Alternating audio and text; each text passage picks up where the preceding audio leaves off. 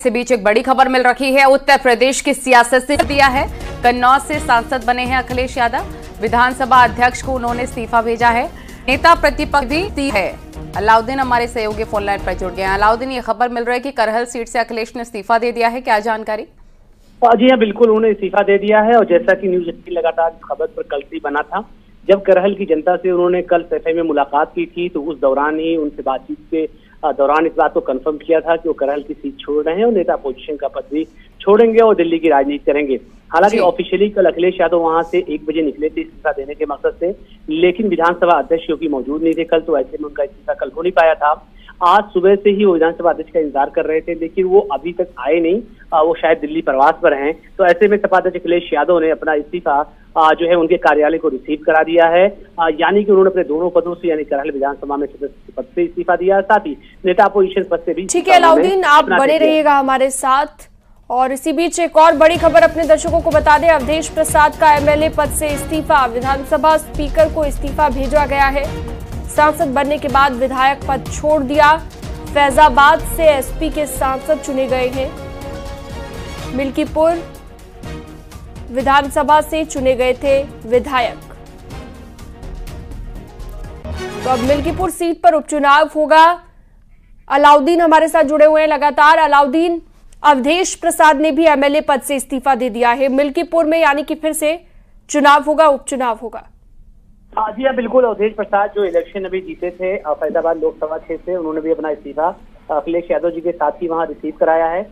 तो कुल मिलाकर के 4 जो विधायक थे समाजवादी पार्टी के, वो सांसद बने हैं। एक तो अखिलेश यादव खुद करहल मैनपुरी से, अवधेश प्रसाद फैजाबाद की मिल्कीपुर से, लालजी वर्मा अम्बेडकर नगर के कचहरी से थे, और जियाउर रहमान जो कि मुरादाबाद की कुंदरसी से विधानसभा के सदस्य थे। तो ऐसे में 2 इस्तीफे अब तक विधानसभा अध्यक्ष कार्यालय को मिल गए हैं। लालजी वर्मा से अभी न्यूज 18 की बातचीत हुई, उन्होंने कहा कि मैं भी अपना इस्तीफा कचहरी विधानसभा से सदस्यता के तौर पर भेज रहा हूँ और मैं संसद का सदस्य ही रहूंगा।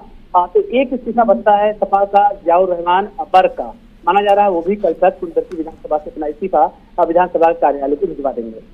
बिल्कुल अलाउद्दीन, और हमने देखा है कि कैसे उत्तर प्रदेश में समाजवादी पार्टी मजबूत हुई है। ऐसे में एक्टिव मोड में समाजवादी पार्टी भी नजर आ रहा है। आने वाले लिहाज से भी अब उपचुनाव भी होने हैं और आने वाले विधानसभा चुनावों के लिहाज से भी गूढ़ा गणित बिठाने की कोशिश अखिलेश यादव कर रखे हैं।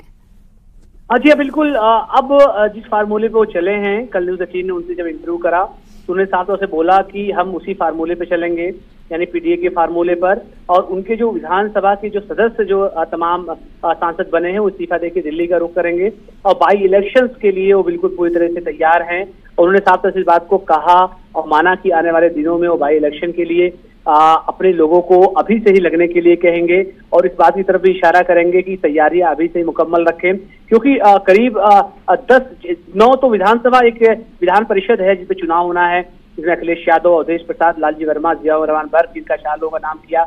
इसके बाद बीजेपी के अनूप वाल्मीकि हैं, अतुल गर्ग जो कि गाजियाबाद से हैं, फूलपुर से प्रवीण पटेल हैं, मीरापुर से रालोद की चंदन पटेल हैं, जो चंदन चौहान है। ठीक है अलाउद्दीन, आप बने रहिएगा हमारे साथ। फखरुल हसन जी भी हमारे साथ जुड़ गए हैं, समाजवादी पार्टी के प्रवक्ता। फखरुल जी, स्वागत है न्यूज 18 पर आपका। उत्तर प्रदेश में अब समाजवादी पार्टी की स्थिति पहले से बेहतर हो गई है। ऐसे में अब 2 और सीटें हो गई है जहां पर उपचुनाव होगा। करहल में भी दोबारा से चुनाव होगा, मिल्कीपुर सीट भी खाली हो गई है। देखिए, आदरणीय अखिलेश यादव जी वो आज विधानसभा की अपनी सदस्यता से इस्तीफा देके वो संसद में बनेंगे, जहां पे वो गरीब किसान मजदूर की अपनी पीडीए की जो आवाज है उसको बुलंद करने का काम करेंगे, उनके हक के लिए लड़ने का काम करेंगे। तो जहां तक बाई इलेक्शन की बात है कि उत्तर प्रदेश की बहुत सी सीटों पे बाई इलेक्शन होने हैं और उन पे जब चुनाव की घोषणा होगी तो समाजवादी पार्टी अपने पीडीए नारे पे, जिस नारे पे घोसी का विधानसभा उपचुनाव जीता था, लोकसभा का चुनाव जीता है, उसी नारे पे, उसी योजना से हम आगे बढ़ेंगे और अपने पीडीए को मजबूत करते हुए ये बाई इलेक्शन भी जीतेंगे। आदरणीय अखिलेश यादव जी ने इस्तीफा दिया है। आदरणीय अखिलेश यादव जी देश की संसद में जो उत्तर प्रदेश का प्रतिनिधित्व करेंगे, देश के उन गरीब किसान मजदूर की बात करेंगे जिनकी हक की आवाज पिछले काफी समय से दबाई जा रही भारतीय जनता पार्टी के शासन में।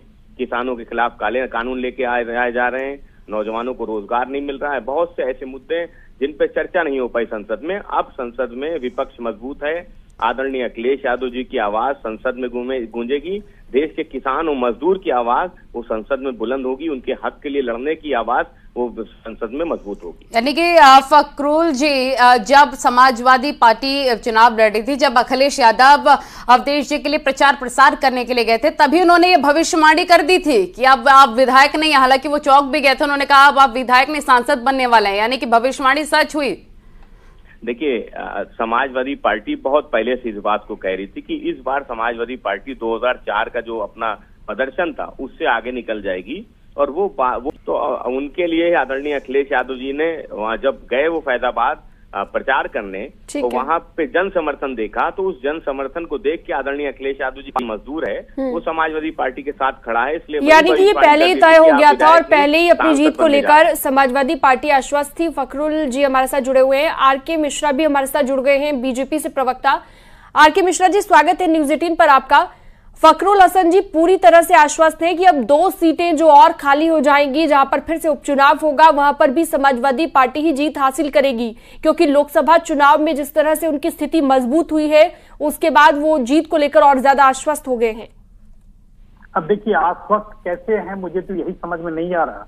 देखिए, ये अपना समाजवादी पार्टी का किस तरह से उनका अपना आकलन है और किस तरह से उनकी कैलकुलेशन है, ये तो वही समझ सकते हैं। लेकिन मुझे लगता है कि फैजाबाद की जनता, जहां से अवधेश प्रसाद जी ने इस्तीफा दिया है, वो सीट जैसे उपचुनाव के लिए खाली है, मुझे लगता है फैजाबाद की जनता इस बार जो चुनाव हुआ है लोकसभा का, उसमें भी कहीं ना कहीं अफसोस जाहिर कर रही है। और ये मैं देख रहा हूं, जो चाहे सोशल मीडिया के माध्यम से हो, चाहे ऐसे मीडिया के माध्यम से भी ऐसे रिएक्शन आ रहे हैं। तो निश्चित तौर पर मुझे लग रहा है जो उपचुनाव में जहां तक ये आश्वस्त है, इस आश्वस्त जो वो किस आधार पर कह रहे हैं मुझे नहीं समझ में, लेकिन मुझे लगता है चाहे वो फकरुल जी से जवाब ले लेते हैं। फकरुल जी, क्या फैजाबाद की जनता इस वक्त निराश है जो नतीजे आए हैं उससे? देखिए, सवाल ये है कि वो दोनों ही सीटें समाजवादी पार्टी के पास पहले भी थी विधानसभा, और हम लोकसभा भी जीत गए।